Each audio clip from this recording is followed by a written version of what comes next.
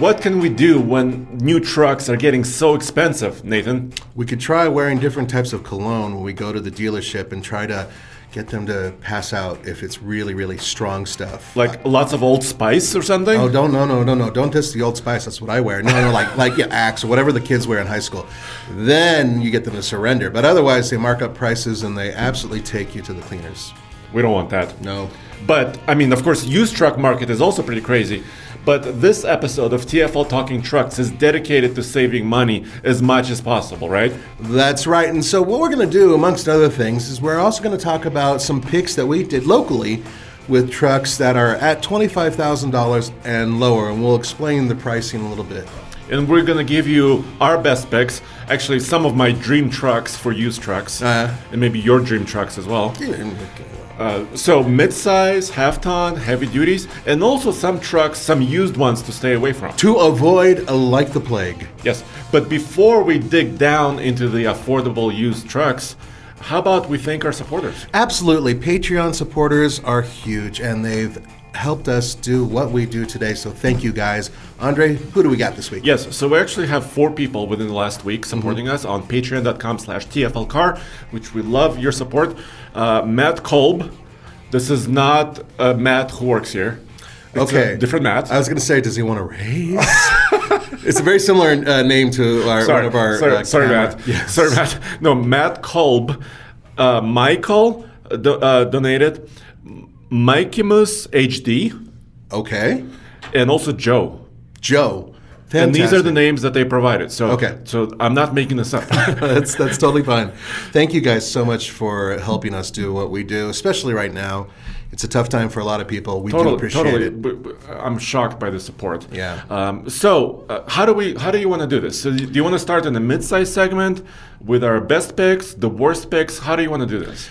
Do you want to talk about what's up on the screen first, or do you want to do that at the end? Oh, yeah. Let's talk about what kicked us off on this episode. There's a reason why we decided to do this episode, aside from the fact that right now things are very tough with the world situation being what it is, gas prices, everything else, and also used car prices being absolutely ridiculous.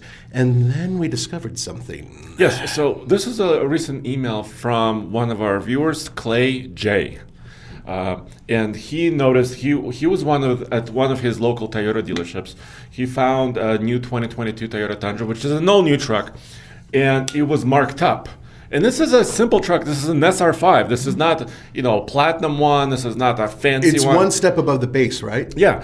It was marked up about $10K, but also it had other dealer installed tint, some other protection packages. So the price on this one was upwards of $57,000 plus. That truck should be a $45,000 truck? All day long, $44,000, and it's now at $57,000.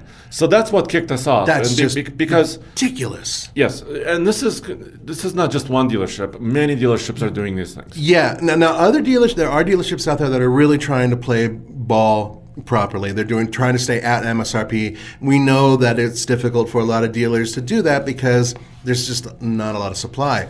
However, when you're bouncing it up that much, that's greed. And on top of that, if you're getting an SR5, you're getting a work truck, right? You're not going for all the bells and whistles. You're going for something that you can drive to work and use at work. That's the way I look at an SR5, right? Yeah, kind of a smaller wheels, basic tires, still four-wheel drive, right? Yeah, but not going for anything fancy. It's the basic interior. Small screen, right? And the cloth seats. You want something affordable. And tough, that can work, and that's reliable. So by overcharging somebody by that much money, who's doing it for an honest-to-goodness working blue-collar dude, the hell with that. I am so angry at dealerships for pulling that. And hey, guys, send us emails if you find this happening to you. If you've seen a dealership, let us know who they are. Send it to us.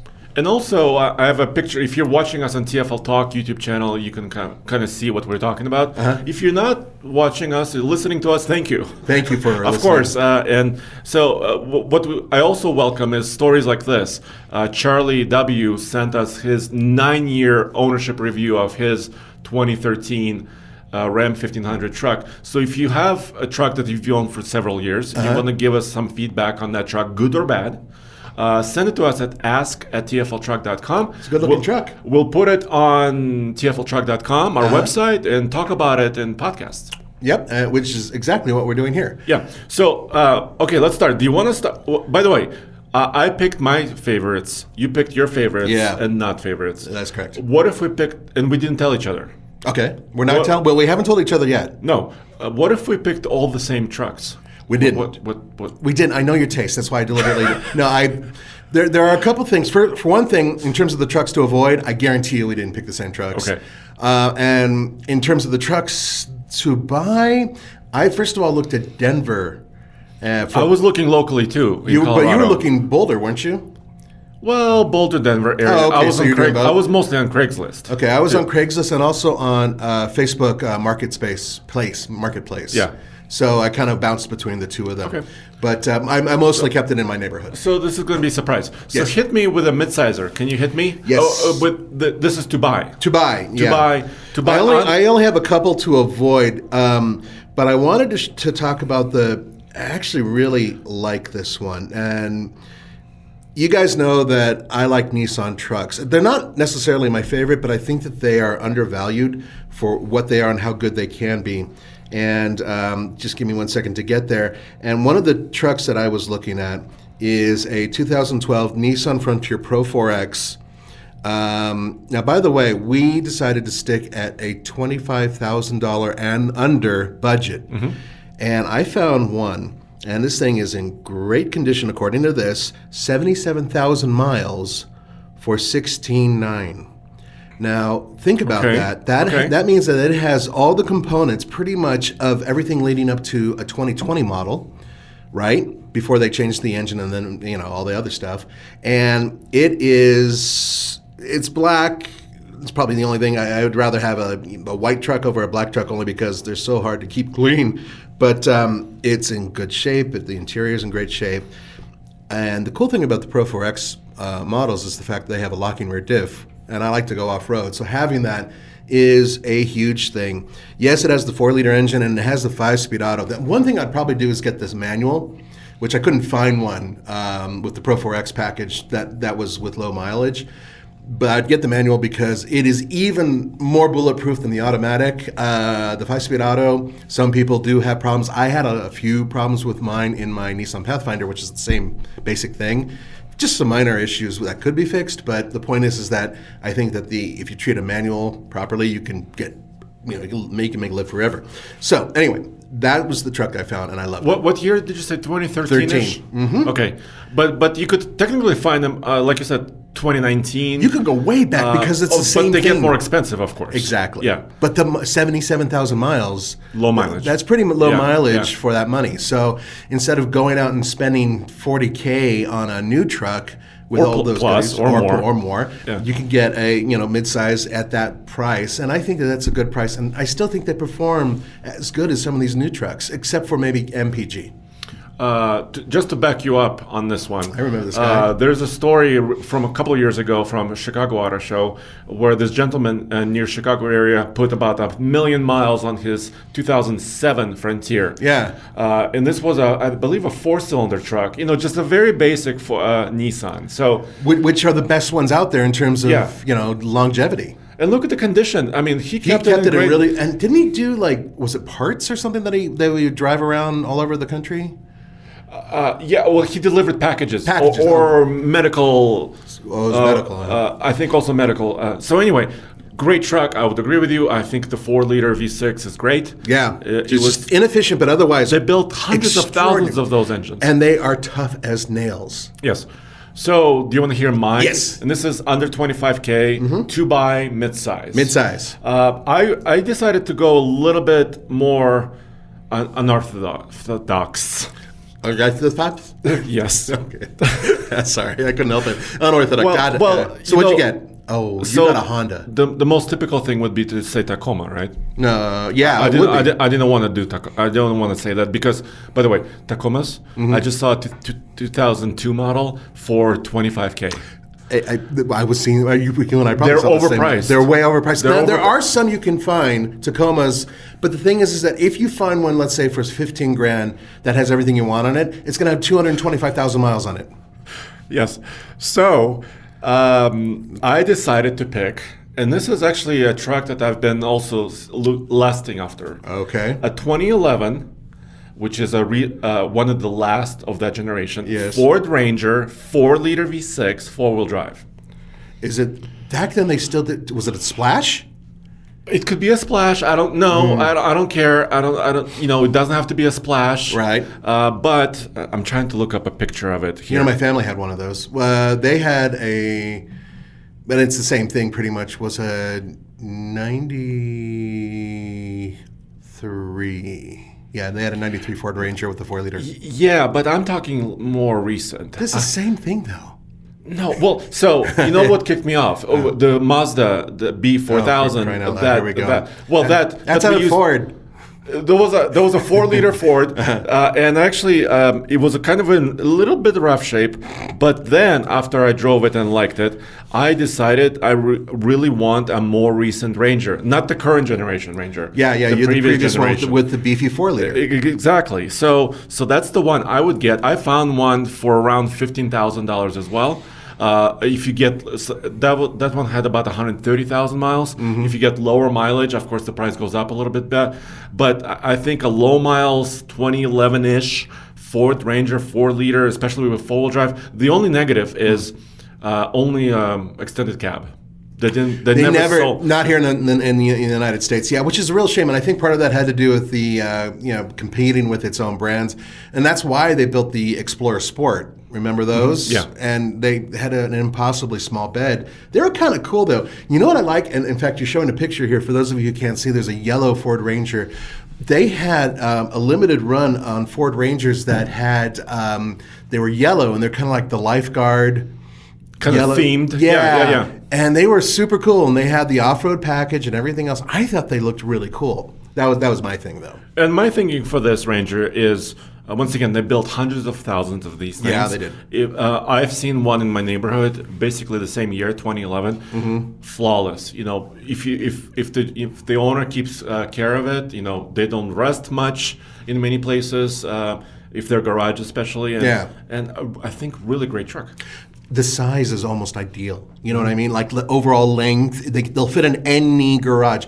I have a tiny garage, and I would have no problems putting one of those in there. So, yes, I would agree with you. It's an interesting choice. I was not worried, but I was thinking that you were going to go for the Honda Ridgeline. On the first gen? Yeah, which they are. They're floating around that price for a decent one. Actually, that's another good one. It's not a bad one. It's not on my list because I kind of tried to pick one in each class.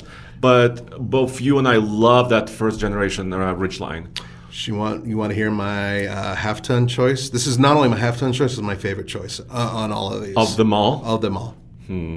Or do you want me to wait? Yeah, let's hit it. Okay. Because I wanted to draw out my favorite a little bit later. So I'll do mine later. And I want to talk about the ones to avoid, too, because I found it's interesting. I found its brother to avoid. So maybe I'll do that right after this. So what I found was a 2013 Ford F-150 XL 4-wheel drive, and it's the work truck. I'm going to show you it's basically yours, but older. 2013, so kind of 2 generations ago. 2 generations ago, so it has the 5-liter. It has, I think, the 6-speed automatic transmission, both of which are known to be very, very solid. This one has, if I remember, 65,000 miles. That's it. Now, I'm sure it's had a pretty hard life because the interior pictures, the steering wheel looks really knackered, as if somebody's really spent time grabbing at it and tearing at it. But everything else looks good. And it has everything that I would want. Andre and I are very basic. It's got the 373, which I think is which is good for towing. Perfect for towing. It's a good trade-off. I always thought the 6-speed was a perfectly good transmission, and I think they last a long time. I could be wrong, guys, if you have stories pro or con. And, of course, that 5-liter, I just absolutely adore that 5-liter. So it's, I think, a really good choice. And most importantly, it is for $23,399. Now, I think that might be about $1,000 too much. This is at a dealership lot. But it's still not as bad. And for the low mileage, I think that that's a good price. But most importantly, 5 liter, right? Exactly. Not an EcoBoost. Not an EcoBoost. We've tested a few of them. Actually, one of our first iGauntlets that we did together. Yes, that was the one with the big wheels. Was a 2013 F-150, but that was a EcoBoost version of it. Right. And that was when they only had that one powertrain. And I've heard a lot of people have issues with the early EcoBoosts and having to replace certain components in order because of the direct injection. And they were powerful but thirsty also. But the 5 liter just is a solid engine. I mean, I don't think you could go wrong. I think it's one of my favorite choices, and I think it's a good looking truck too. So that was one of those where it's like, yeah, that's a great choice. So very simple. It's kind of pricey. I mean, the mileage, the low miles, I think is throwing it off as well. Yeah, I would agree. Yeah. The low mileage I think is absolutely extraordinary. I mean, it's driving the price up. Exactly, but I still think that is an okay price. I say good. In today's economy, I still think it's about $1,000 too much.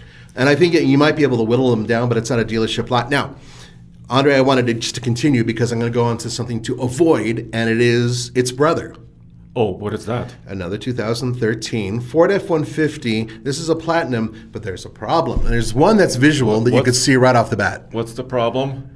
It looks like a Raptor, but it's not a Raptor, and it has a lift. But a bad thing going on with that lift. So, aftermarket lift, and then on top of that, we like to call them the Brodozer wheels. So those are essentially really large, wide, deep dish wheels. With a low-profile tire? With a low-profile tire, which are not particularly good for trucks. If you add that and a lift that has all been done without you, and they're asking $23,009, and they're also saying that it's a salvage title. What? Everything about this truck is a red flag. Everything about it. Okay. So real quick, I'm going to do my rant, then I'll just stop. And I have a story connected to it. Which I'm looking forward to hearing. Avoid a salvage title at all costs. Not only that, but you need to check in case you absolutely have to get a truck that has a salvage title because of good pricing or whatever. Check with your insurance company to make sure that that truck can actually be covered, because in some cases it will not be covered. In some states it will not be covered. And also, you don't necessarily know what the damage is. They're supposed to disclose some of it, but not necessarily all of it. There are a variety of different laws. You need to check and make sure.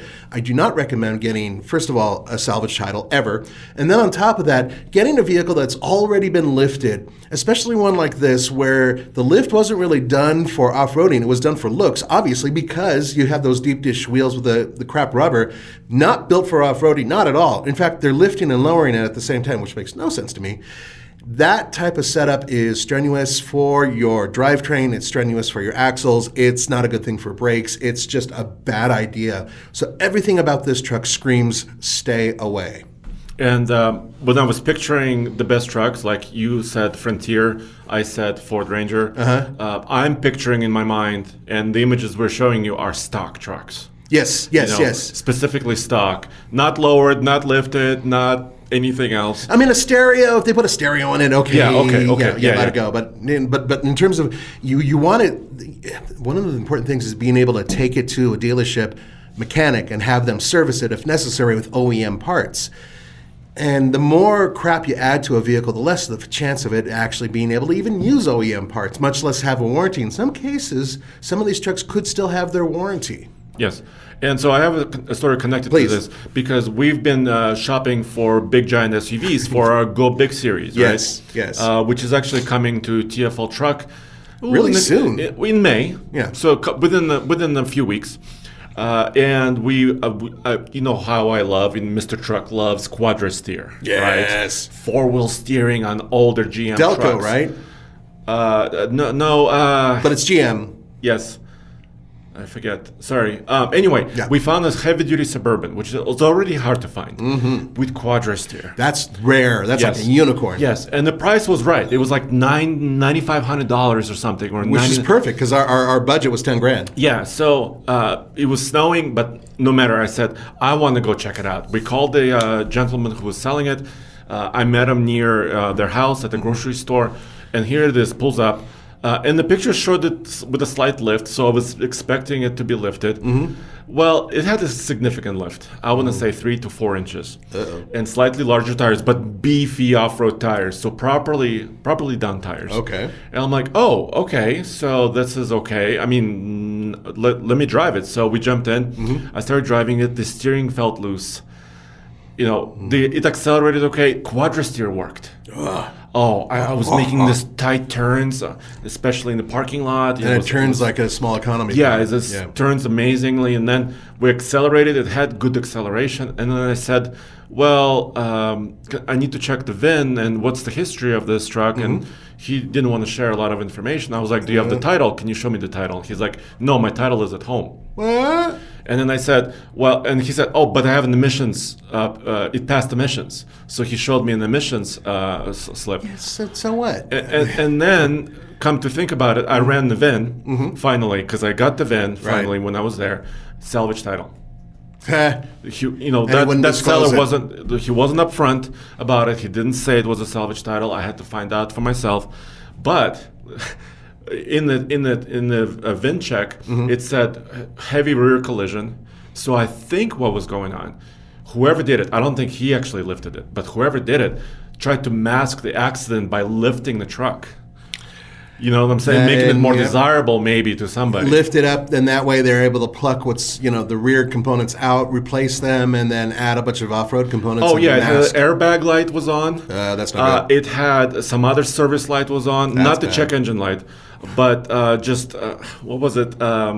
Like ABS lights? Steering system check or stability track check or something like that. That's all bad. Yeah. So everything about that truck said go away. So walk away. So we did walk. Oh, what a shame though. But it still was a heavy duty Suburban. With the quadra-steer. Which would probably fetch another $5,000 or $6,000 if it weren't for all. If it had a clean title, and that's one of the problems. And that's one of the problems about going on Craigslist or Community. Any of these things is the fact that I've gone to many people. We've done these things a few times now, where we've gone up and found out at the last minute, oh, it has a salvage title, or it won't smog, or the brakes don't work, or I'm living in the truck. I mean, stuff like that has happened to us. And if it's happened to us and we're kind of doing it random, it could happen to you guys. So all those things are obviously red flags. And we'd be interested, by the way, in the comments below for you to mention some weird buying experiences that you guys went through. But now we need to move on to heavy duty trucks. No, I have. Oh, you haven't done your half ton yet? I haven't done my half ton. Oh, so yeah. Can I do that? Yes, of course. You can. So let me see if I can pull this up. Well, I'm trying to do this in real time, so I apologize because this was a surprise. Oh, this is not working. I chose a Tundra. Okay. So, and very specifically, I chose a 2006. And let me explain. Is that when they made the change to the new body style, or is that right before? No, right before the new body style. That's the last of the first generation then? Yes, but I'm talking about the four-door version. Remember the bigger ones? Sure. Yes. So here's one image of it, and we'll show you many more images of this. But what I love about this, and this is kind of one of my trucks I eventually want to own for a while. Oh, I'm not doing really well. No, you. Anyway, the image you can see on the screen is basically, they call it a double cab, 2006. So it has still a fairly sizable bed, a typical crew cab truck. 5 foot bed, right? Roughly? No, I think it was like 5.5 or 6. Really? It was That actually much? really usable. Yeah, that's even better. And best of all, a 4.7 liter V8. Which are known to be remarkably bulletproof. Yes. Not necessarily that powerful, but they run forever. Exactly, not super powerful, but nonetheless, really, really well, durable. The engine code was 2UZFE. It's one of the famous engines. Some of the 1 million mile Tundras had very similar engine. Right. So 4.7, I think it made about like 260 horsepower, so not a lot of horsepower, like about 330 pound-feet of torque. It was also used in the Lexus LX. It was used in Land Cruisers. Some 4Runners used it. Yep. GX Lexus SUVs used it. It was used, in many, many vehicles. It was their utility engine. It was a go-to engine. It was excellent. And I found one, unfortunately lifted, so I wouldn't recommend the lifted one. Right. But that was about $24,000. So they are still valuable, obviously, very, very valuable. How many miles did it have on it? Do you remember? Oh, I don't remember. I think like 170,000. Oh, that's just breaking it in, as some people would say. Yeah. So if you take care of this one, it will last a long time. Remember during COVID, some of the initial phases of COVID, we had Home Edition Do Love My Truck. Yeah, which was really popular, and we got some great stuff in. That was the guy from Texas, right? Yeah, and that one of those videos was about that Tundra. Mm-hmm. And he actually repainted it. Yeah, it had some issues with paint. Right. Well, it was built here in the States, and it's interesting you mentioned that. One of my dream trucks has been the T100. It's baby brother. Well, actually, it's grandfather. It's predecessor. Yeah, grandfather. Their first attempt by Toyota to make a full-size truck, and they built one that had a TRD. You could get a TRD supercharged V6 with it, and I really wanted one of those with a manual. That would have been awesome. So the first generation Tundras, you could get the V6 four-wheel drive and a manual transmission, but only with the standard cab or the extra cab, not the crew cab. I think. I believe that's correct. Yeah. Because I think all of the bigger ones were V8s. Yeah, I think you're right. Yeah. And cool trucks. Yeah, and some of them are still stock. So did the four-door have the window that went down in the back? I know that the extra cab did. Yeah, I believe so. I don't remember exactly specifically, but anyway, they have TRD offered versions of this, and that's especially when stock, not lifted. I think this is not my number one overall pick, but I think in the half-ton segment, I think this is one of the best original trucks. It is. You can't go wrong with it if you want longevity, and if you're also looking for a truck that's a little bit more commuter, cross-country runner, as opposed to something that you're going to work, use your job, you'd want to go heavy duty with that anyway, right? Yeah, so do you want to switch to heavy-duty picks? Yeah. Do you want to go first, or do you want me to go first? Well, we've been kind of letting you go, so do you want to look that up? Yeah, give me 1 second here. And while I do, I wanted to make a comment about heavy-duty trucks because there's a real difficult thing. If Case were to have found, Case, our presenter, videographer, found out that I was doing this, he'd take me aside and said, "Why aren't you getting a Cummins? Y'all got to get a Cummins. Make sure it's a Cummins." And I thought, no. I think he would say second-gen Cummins. Second-gen Dodge Ram with the Cummins. He would reach way up to my shoulder and say, y'all got to get that. And honestly, yes, but it's really hard to find for the price that we're talking about with okay mileage on it, right? Yes. So what I did find that I thought was a pretty cool setup is a 2014 GMC 2500 HD, but it has the engine that you and I think both agree that is just an unsung hero, and that's the 6-liter V8.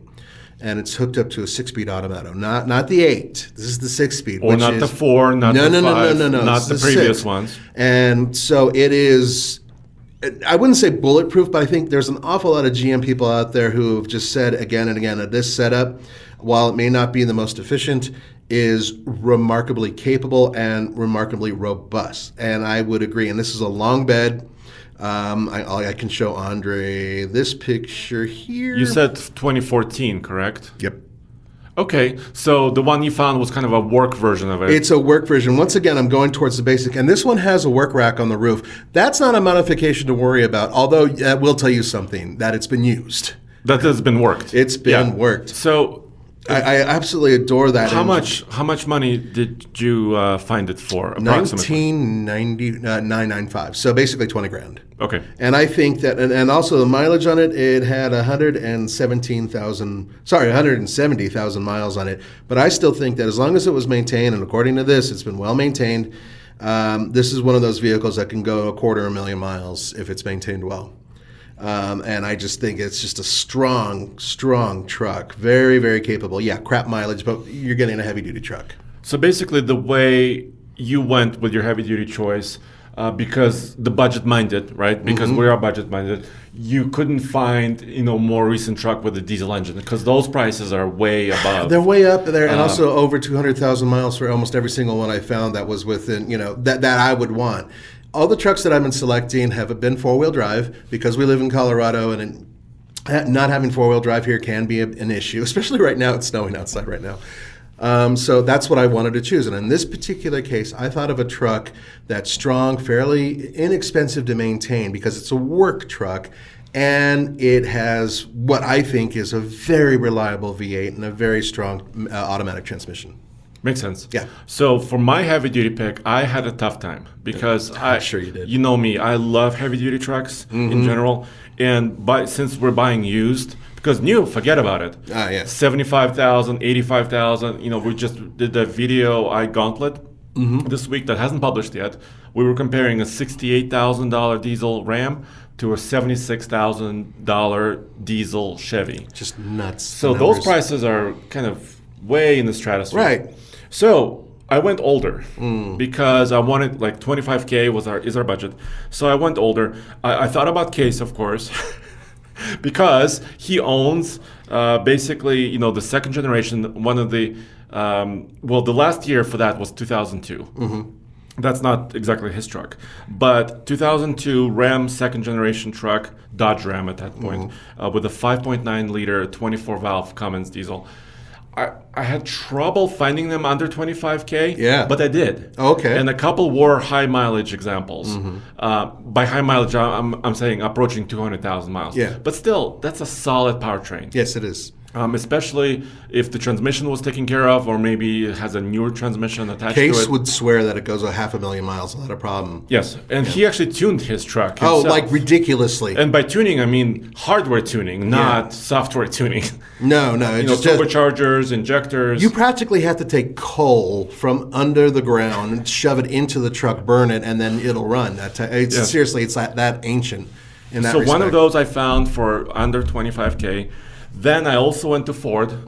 I looked at the 2002 Super Duty with a 7.3 liter turbocharged diesel, the Power Stroke. Now, the Power Stroke, there are some people who swear by them and some people who hate them. Okay, so I think that the Cummins might have a better reputation than in the general. Power Stroke. Yeah. But the 7.3, the original 7.3, and specifically 2002-ish, 2003, that was some of the last years of that engine in that truck. Right. Highly sought after. Those engines are also sought after in the Excursion. Right? Oh, yeah, they are. As we found out recently. Yeah. Because we couldn't afford one. No, not even close. But I still found one under 25K. So that's possible. But my top choice and my dream truck still is 2006, very specific. 2006 Chevy Silverado heavy duty diesel Duramax Allison combo. Wow. So we both chose a GM product for a heavy duty. Yes. That's interesting. But this is my number one. Yeah, so that's your number one out of all the picks. Out of the Ranger, out of the Tundra, out of some of the other heavy duties, my number one pick for 25K. And here's why. Okay. So as you may know, I owned the 2002 Duramax Allison truck. It was a Chevy Silverado 2500. I've had great... I owned it for almost 10 years. Had great experience other than failed injectors, which was a huge pain. And major expensive. Very expensive. I think I paid almost $4,000 to actually get that job done and replace the injectors, but it was done. And I sold it years ago. Yeah. But in 2006, they replaced the 5-speed Allison with a 6-speed Allison, which was used for years. And it's a really great transmission. It also made the truck a little bit more efficient, extra gearing. Also, the engine was updated a little bit for better emissions, but still no DEF. This was before the DEF. So they're using heat. So this was before DEF regulations and all that stuff. Gotcha. So these trucks, and I don't think I'm giving a secret away. No. I think these are very sought after trucks because they're powerful, they're pretty efficient, before DEF, and I think that's my top pick right there. Okay, so my top pick was the Ford F-150 with the Coyote. With the Coyote. And your top pick was the Chevy Duramax. 6-speed. 6-speed. Interesting. And both of us chose very different, all throughout, actually. So so we didn't step on each other's toes on this at all. Not really. I'm impressed. And also, so by the way, that Allison, the way you kind of know that it's a 6-speed 2006, the little Duramax badge also has an Allison badge attached to it. No kidding. And the previous ones did not. Oh, okay. So that's kind of visually, it's one of the So cues. it was a very limited amount of time that they actually had that badging then. Yeah, well, that budget continued a little bit later, but then of course DF systems came in, and of course the new Duramax engines came out, the new versions of it. So, but 2006 is one of those great years, and you know how I remember this? 2006, 6.6 liters, 6-speed. Got it. 6.6. It's kind of the devil of the truck. It's that devil of a truck. Wow, you went there instead of me. I think Right? I'm 666? I'm rubbing off on you. Well, there. actually 4 6s. 4 6s. That's the like devil's, Vegas. Lucifer's cousin. Yeah, that's yeah. Sorry, guys. We just went to a dark place. So it's interesting. Those trucks that we're talking about, we're trying to do it through the everyman approach. And the reason we chose $25,000, I came up with this. Initially, we were going to go 30, but recently I was online, over I'd say the past year. And this is with my whole Mitsubishi debacle and everything else. But I was looking at vehicles around 25 grand. And the reason I was doing that is because a lot of companies, including banks and also finance companies online and all that, 25 grand is sort of a stopping point before you jump to the higher $35,000, $45,000, $55,000 vehicles. So 25 is sort of a blanket number. And For financing, you mean? For financing. Or and help, yeah. Yeah, but it's not just with car dealerships and whatnot and banks they deal with, but also your local bank, even Wells Fargo in that case. So I noticed that, and so at least in my case, I thought 25 is kind of a stopping point. And also, if you think about financing, because a lot of guys don't have $25K sitting in their wallet, $25,000 over the course of, say, 4 years of financing, I think that's a realistic amount if you put down, let's say, 10%, that you could pay off within 4 years, making decent wages. So that was kind of the way I was looking at it. So that's why I suggested $25K. Makes sense. And actually, for $25,000 in all the segments we mentioned, I think still, even in this economy, in this kind of tough time in 2022, I think it's still relatively easy to find something good. Yeah, I would agree. So maybe, how about in like a couple of weeks, how about we make it more challenging for one of these podcasts? Do you want to drop the price? Maybe go to 10. Or something. That will be challenging. Yeah. Because for heavy duties, it would be very hard. We would have to spend some time, a long time looking, maybe nationwide. Yeah, maybe nationwide. I think we'd have to look out of state. And so that would be interesting. That would be. A couple things I want to mention, some stuff to stay away. Oh, please. Some additional stuff. Yes, hit it. So, for example, the 6-liter Power Stroke. I mentioned the 7.3 liter is a good one. The 6 liter and the 6.4 liter were some of the engines right after that in 2000s and into early 2010s. Right. And those engines had problems, many problems.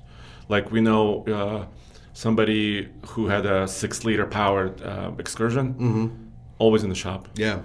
So a lot of problems with those engines. I would kind of be very careful. Some people modify them and kind of bulletproof those engines, but that's rare. It's rare to find a good one. Also, recent years 8-speed GM light duty transmissions, right? I'm talking about Colorado, Canyon, Silverado, and Sierra 1500s. So some of those 8-speed automatics don't have a good reputation. So. Yeah, and if we're going in that direction, we should probably talk about Ram and their older, or FCA and all that, their 4-speed automatic transmission. And that had a reputation, as we know. We've had 2 cases of this, of cratering. It's an unusual transmission, actually. It's not as simple as just being a 4-speed, but there's a whole different story there. So we're talking about on Ram 1500 pickup trucks, and we're also talking about some Jeep products. Right? Yeah, including the Grand Cherokee. Yeah, so that's a whole different thing. So keep that in mind as well. There are some combinations out there that are solid too. I mean, super solid, and that's one of the reasons why we chose what we chose. Yeah, and that's why I still have the Ram 1500 picture here, because for 2013, which is this year, the Hemi with an 8-speed ZF automatic, but it's a little bit above the $25,000 level. Yeah, but the actually, a lot of people badmouth the Hemis, badmouth the 8-speeds. But a lot of our experience have been super positive, and a lot of you guys also say it's super positive. I've received a ton of emails from people saying that Ram gets a really bad reputation. They don't deserve it if you get that powertrain. Also, some other people have said that the Pentastar is quite good, but I find that the Pentastar is an overtaxed powertrain. And that's one of the issues. If you're just using it on a parts truck or something like that, something that doesn't have to really pull a lot or haul a lot, I think it's fine. That with the 8-speed. But if you're towing with the Pentastar, I think that even medium loads are a little too much for that powertrain. Totally. And the reason why I picked a heavy-duty truck as my top pick for this $25K budget is because they should last longer, right? They should. Heavier axles, heavier frames, suspensions, all that stuff should last you longer time. Which is one of the reasons why, I agree with you. And I still think that the Chevrolet that I chose, that thing just looks like a beast. And it looks like it would last. You and I have had very good experiences with the 6-liter V8 and that 6-speed. In many vehicles, including the Hummer H2. Exactly. Yeah. And that was the only thing that worked well on it as far as I was concerned. Exactly. A lot of other things had problems, but the engine always was strong. It wasn't necessarily a powerful powertrain, but it did the job. Yeah, exactly. And it just was solid. Exactly. So that's my point there. So let us know your feedback as well. Absolutely. Some of your picks. Now, by the way, you mentioned Go Big, so I wanted to quickly throw that out there. Once again, we are doing a series just like we've done in the past. We've done 2 other series that are connected to this, which is No Payment Needed.